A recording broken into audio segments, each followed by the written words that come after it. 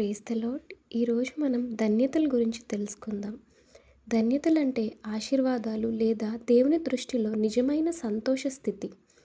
ఇవి మత్తయి సువార్త 5వ అధ్యాయం 3 నుండి 12వ వచనంలో వరకు ఉన్నాయి. యేసుక్రీస్తు బోధించిన గొప్ప ఉపదేశాల్లో భాగాలివి. ప్రపంచం చెప్పే సంతోషం, ధనం, గౌరవం, శక్తి మీద ఆధారపడుతుంది.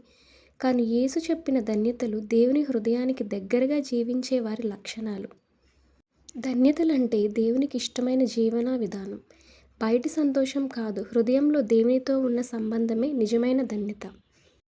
మొదటి ధన్యత, ఆత్మ విషయమై దీనులైన వారు ధన్యులు, పరలోక రాజ్యం వారిది. దుఃఖపడువారు ధన్యులు, వారు ఓదార్చబడుతురు. సాత్వికులు ధన్యులు, వారు భూలోకమును స్వతంత్రించుకొందురు. నీతి కొరకు ఆకలి దప్పులు గలవారు ధన్యులు, వారు తృప్తిపరచబడుదురు. కనికరము గలవారు ధన్యులు, వారు కనికరము పొందుదురు.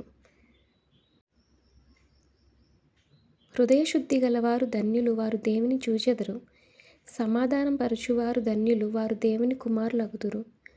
నీతి నిమిత్తము హింసించబడువారు ధన్యులు, పరలోక రాజ్యం వారిది.